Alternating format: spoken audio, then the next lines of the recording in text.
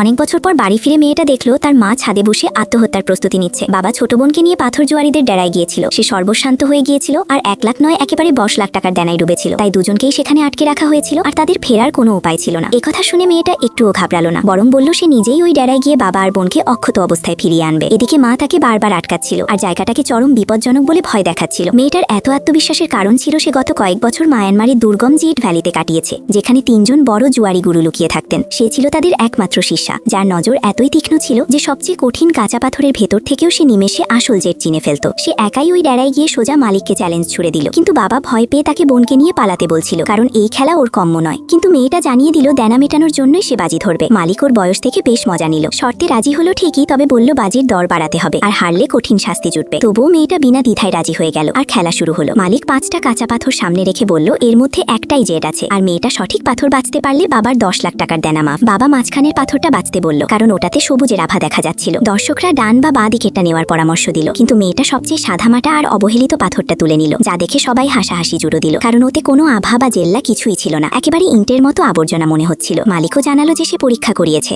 আর ওই পাথরে কোনো মতেই জেট থাকতে পারে না। তা সত্ত্বেও মেয়েটা জোর গলায় দাবি করলো এর থেকে অন্তত 5 লাখ টাকার জেডাইট বেরোবে। পাথর কাটতেই সত্যি কাঁচের মতো চকচকে এক জেট বেরিয়ে এলো, যার আলোয় সবার চোখ ধাঁধিয়ে গেল আর ভিড় একেবারে স্তব্ধ হয়ে রইল। এদিকে মেয়েটা এটাকে নিশকি ভাগ্য বলে বাবা আর বোনকে নিয়ে চুপচাপ হাঁটা দিল। ঠিক তখনই মালিক ভোল পাল্টে ফেললো, সে নিয়ম বদলে দিল। সে বলল এই টুকরোর দাম বড়জোর 5 লাখ আর মোট দেনা হলো 10 লাখ, তাই বাকি 5 লাখও তাকে মেটাতে হবে। বাবা বলল যে সে কতর খেটে বাকি টাকা শোধ করে দেবে, কিন্তু মেয়েটা বলল ওর কপাল এখন ভালো যাচ্ছে, তাই ও আরেকটা পাথর বেছে বাকিটাও মিটিয়ে দেবে। মালিক ঠিক এটাই চাইছিল, কারণ ওর বিশ্বাস ছিল এত ভাগ্য দুবার সাথ দেবে না, আর এবার সে প্রতিটা পাথরের 10 গুণ দাম হাঁকল, যাতে মেয়েটা কোনো লাভ করতে না পারে। মেয়েটা বুঝে গেল যে মালিক ওকে ফাঁসাতে চাইছে, তবুও সে আবার সবচেয়ে মামুলি একটা পাথর বাঁচল, যেটাকে মালিক 7 লাখের পাথর বলে দাবি করে 500 নয় বরং পুরো 5 লাখে বিক্রির নাটক করলো। মেয়েটা বলল যে এত টাকাই যখন খরচ হলো, তবে একটা ছোট পাথর মাগনা দিক, যাতে ওর লোকসানটা একটু হলেও কমে। আর সে পাশের টবের তলা থেকে একটা ছোট পাথর তুলে নিল, যেটাকে মালিক আবর্জনা ভেবে দিয়েও দিল। প্রথম বড় পাথরটা কাটা হতেই সেটা একদম ফালতু বেরোলো আর মালিক ওকে জাতা খোটা দিল, কিন্তু মেয়েটা মনে করিয়ে দিল